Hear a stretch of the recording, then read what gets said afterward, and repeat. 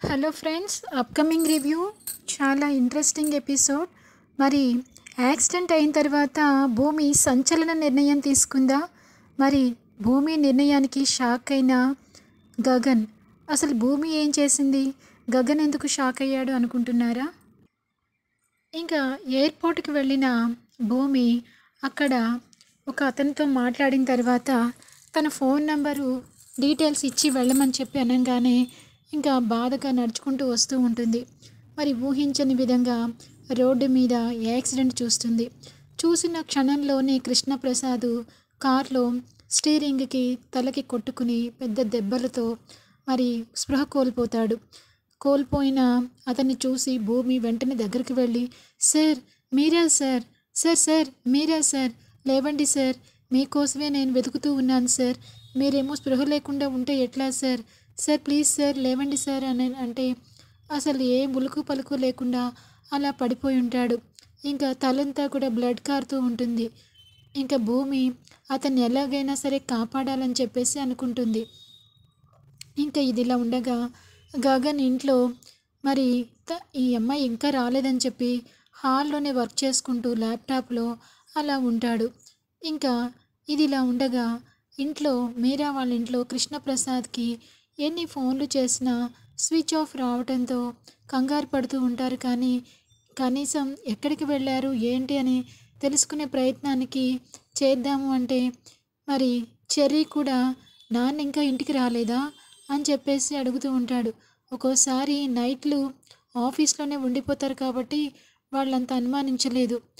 ఇంకా ఇదిలా ఉండగా భూమి యాక్సిడెంట్ అయిన తనని మొత్తానికి ఏదో రకంగా ఆటో మాట్లాడి ఆటోలో ఇంటికి వచ్చే విధంగా ప్లాన్ చేసుకుంటుంది. ఇంకా బలవంతంగా ఆటో ఎక్కించి ఆటోని ఇంటికి మాట్లాడుకుని ఇంటి దగ్గర ఆటో ఆపి భుజం మీద చేయి వేసుకుని కృష్ణప్రసాద్ని భుజం మీద వేసుకుని నడిపించుకుని తీసుకొస్తూ ఉంటుంది. ఇంకా పెద్ద గేట్ ఉండడం వలన ఆ గేటు తీసుకుని లోపలికి భుజం మీద పెట్టుకుని తీసుకొస్తుంది. నడిపించి నడిపించి తీసుకొచ్చేసరికి తలుపు దగ్గరికి వేసి ఉంచమని చెప్పి అంటుంది కదా, తీసుకుని లోపలికి వెళ్దామని చెప్పి తలుపు తీస్తుంది. తలుపు తీసే లోపల ఈ కృష్ణప్రసాద్కి స్పృహ లేక వెంటనే చేయి జారిపోతాడు. ఒక్కసారిగా మొక్కల్లోకి దొర్లిపోతాడు. దొర్లిపోయిన అతన్ని పాపం భూమి చేయి పట్టుకుని లాక్కుని వచ్చే ప్రయత్నం చేస్తూ ఉంటుంది. ఈ లోపల పెద్ద సౌండ్ రాగానే గగన్ ఏమైందా అని చెప్పి బయటకు వచ్చి డోర్ ఓపెన్ చేసి చూస్తాడు. ఈ లోపల ముఖంలోకి కృష్ణప్రసాద్ పడిపోతాడు. ఒక్కసారిగా భూమిని చూసి షాక్ అవుతాడు. ఏంటి, ఎవరు అని చెప్పి చూడంగానే, సార్ ఇతను ఎవరో తెలియదు సార్, రోడ్డు మీద పెద్ద యాక్సిడెంట్ అయింది సార్, ఇతని వలన నాకు ఇన్ఫర్మేషన్ కావాలి సార్, అందుకే తీసుకొచ్చాను అనగానే ఒక్కసారిగా చూసి షాక్ అయిపోతాడు కృష్ణప్రసాద్. మరి వాళ్ళ నాన్న సంగతి భూమికి తెలీదు. భూమికి తెలిసిన వ్యక్తిని గగన్కి తెలీదు. ఇంకా మరి గగన్ లోపలికి రానిస్తాడా అంటే మరి గగన్ మరీ అంత చెడ్డవాడు కాదు కదా. కొన ప్రాణాలతో స్పృహలో లేని కృష్ణప్రసాద్ని ఇంకా ఇంట్లోకి లోపలికి తీసుకెళ్తారు. తీసుకువెళ్ళంగానే ఇంకా మరి అక్కడ ఉన్న శారదా పూర్ణిమ చూశారు అంటే తట్టుకోలేని పరిస్థితి. అప్పటికే పిండ ప్రదానం చేసినందుకే కొడుకుని చెంపదెబ్బ కొట్టి చాలా మాటలనింది. ఇప్పుడు భర్త అలా ఉలుకు పలుకు లేకుండా ఉంటే తట్టుకోగలుగుతుందా? అందుకే మరి గగన్ ఏం చేస్తాడు, ఇంకా రూమ్లోకి తీసుకువెళ్ళి తనని ఏం చెప్పారు భూమి, ఏమైంది తనకి అని చెప్పి అనగానే తెలియదు సార్, రోడ్డు మీద యాక్సిడెంట్ అయింది సార్, అతను నాకు బాగా కావాల్సిన వ్యక్తి సార్ అని చెప్పేసి అంటుంది. ఇతను నీకు బాగా కావాల్సిన వ్యక్తా? నీకెలా తెలిసి ఇతను అంటే సార్, నేను ఎవరి కోసమైతే వెతుకుతున్నానో ఇతనికి తెలుసు సార్ అని చెప్పి అంటుంది. ఇతను ఎవరో నీకు తెలుసా అని చెప్పి అనగానే తెలీదు, ఇతనే మా నాన్న అని చెప్పేసి అంటాడు. ఒక్కసారిగా షాక్ అవుతుంది. ఏంటి సార్, ఇతనికి మీకు సంబంధం ఉందా, ఇతను మీ నాన్నగారా అని చెప్పి ఒక్కసారిగా షాక్ అవుతుంది. ఇంకా అంటే ఈ ఇంటికి నాకు ఏదో సంబంధం ఉంది, అందుకే ఇక్కడికి చేరానన్నమాట అని చెప్పేసి మనసులోనే అనుకుంటుంది. ఇంకా ఇదిలా ఉండగా అపూర్వ, నక్షత్ర ఇంకా అందరూ కూర్చుని సత్యప్రసాద్ కూడా కూర్చుని మాట్లాడుకుంటూ ఉంటారు.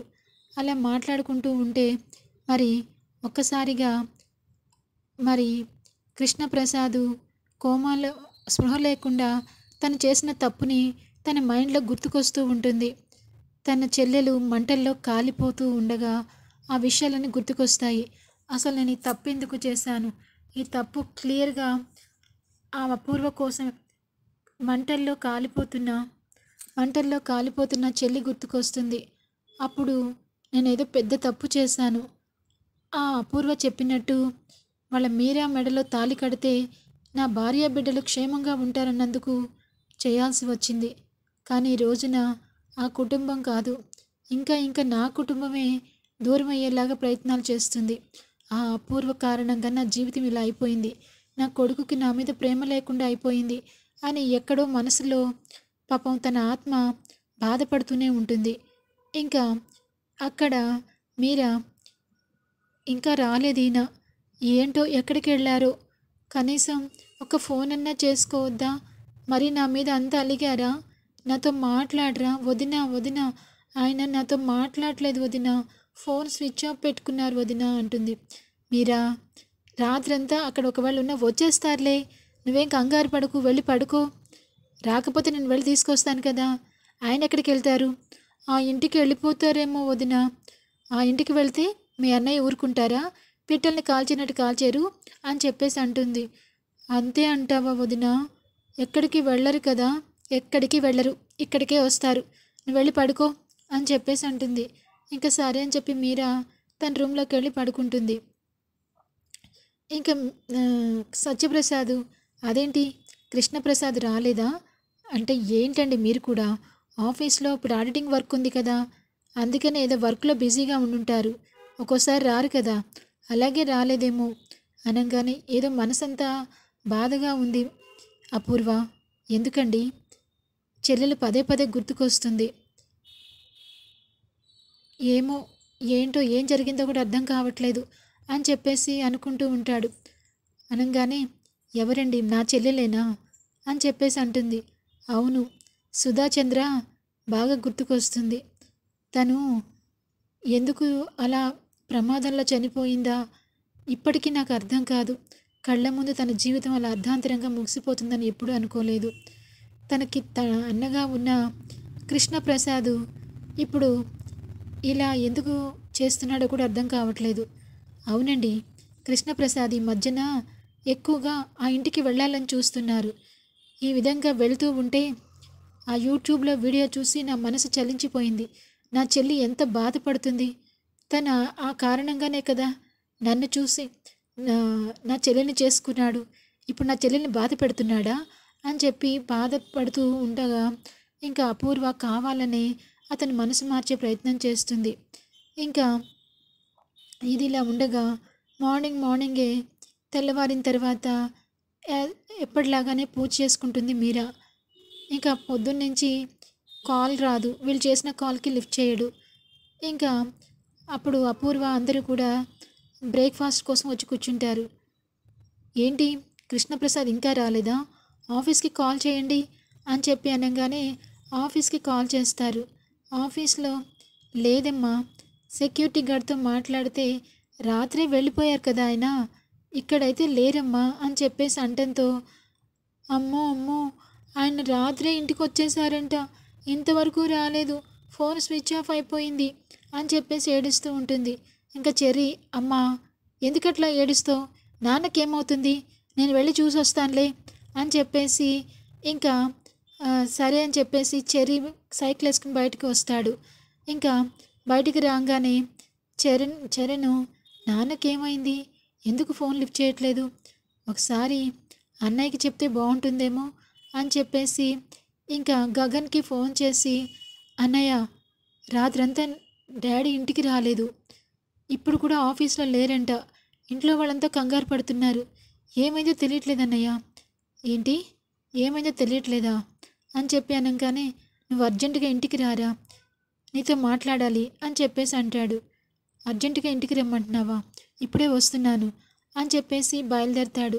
మరి గగన్ చరణ్ ఇద్దరూ కలిసి తండ్రిని సేవ్ చేస్తారా, అలాగే ఆ కుటుంబంలో ఉన్న అరమరికలు పోవాలంటే కృష్ణప్రసాద్ మరి తన మనసులో ఉన్న నిజాన్ని తన బావమరిదితో చెప్తాడా? అసలు ఏం జరిగిందో చెప్పి గగన్ కుటుంబానికి న్యాయం చేస్తాడా అన్నది upcoming review. Thanks for watching.